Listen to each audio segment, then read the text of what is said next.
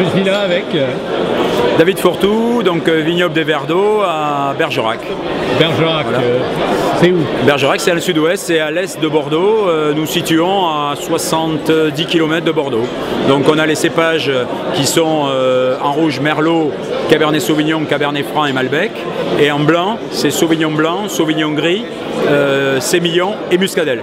La Muscadelle qu'il ne faut pas oublier. Ouais. On est sur 6 appellations, à savoir Bergerac rouge, Bergerac rosé, Bergerac sec, Côte de Bergerac rouge, Côte de Bergerac moelleux et Montbazillac. Mais vous, au domaine des Verts d'Eau, vous êtes à la fois traditionnel, mais aussi très innovateur, si je peux résumer.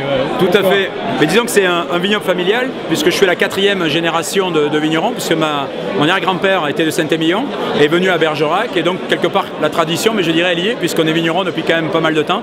À côté de ça, j'ai toujours essayé d'innover au niveau de la méthode de vinification, même des cépages utilisés, faire entrer par exemple le Sauvignon gris sur le domaine, et puis voir tout ce qui se fait ailleurs, voyager aussi. J'ai eu la chance de pouvoir partir dans les autres continents, voir comment se faisait le vin, etc. avec l'approche, parfois que je ne partageais absolument pas, parfois que je partageais, qui m'a donné des idées. Donc voilà, c'est vrai qu'on a essayé. Ça a été des frictions avec mon papa quand même, parce qu'on a 30 ans d'écart, mais sinon, ça a été...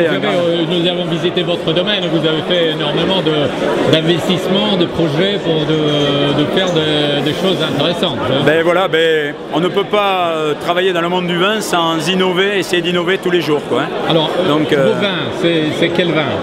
Il s'appelle comment? Alors, les vins, la première gamme s'appelle Clos des Verts d'Eau. Ouais. Ça, c'est la gamme qui est vraiment sur le fruit. Hein. C'est cette gamme-là. Donc, c'est pour ça le cépage principal est marqué ici avec Merlot, Cabernet Franc et Malbec.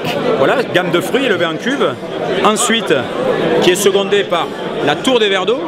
Donc Château La Tour des Verts d'Eau, donc millésime 2003, avec, donc ça ce sont les vieilles vignes, et là on marque exactement le type de cépage que l'on a donc sur ce vin-là. Ça c'est le vin en barrique, donc ça que l'on fait pareil, en blanc sec, en rouge et en liquoreux. Et ensuite on arrive dans le monde des grands vins, sur les Verts d'Eau, donc ça c'est le millésime 2004 ici, avec donc les vieilles vignes et les plus grands terroirs qui produisent les grands vins, je dirais, chaque année. Et ensuite, un petit peu la cerise sur le gâteau, c'est la cuvée Le Vin. Pourquoi le vin?